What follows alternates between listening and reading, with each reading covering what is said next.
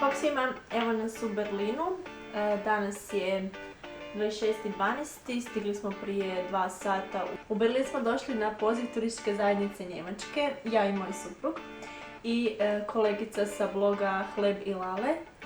Naš zadatak je da istražimo Berlin, što on nudi, znači gastroscenu Berlina, i da o tome pišemo na svom blogu, fotografiramo hranu, što inače i radimo. Danas nas čeka tura po mini pivovarama u Berlinu, Berlinberg Kaffee, hvala im na tome. I sad idemo nešto pojesti jer smo stvarno gladni. Biće puno zanimljivog sadržaja. Evo nas na Hackeshermarkt, valjda sam dobro rekla, ne znam. Tu ćemo nešto jest, valjda ćemo nešto naći, nadam se. Jedemo njihov tradicionalni lemkek sa sirom, vidjet ćemo što će nam donijeti. Ja sam uzela pečenu svinjetinu sa kruglicama od kruha.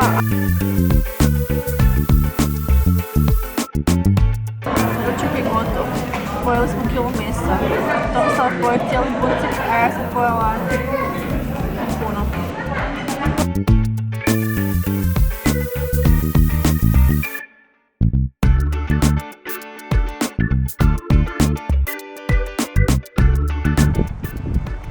Stopalica.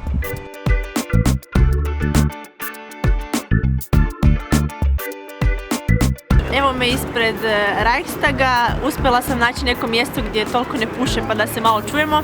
Bila sam na Aleksandar placu gdje sam posjetila male kućice koje nude svašta za jelo i za piće. Sad nastavljam dalje do Poznan placa gdje ću se naći sa kolegicom Nevenom i krenuti dalje našu gastroavanturu po pivovarama.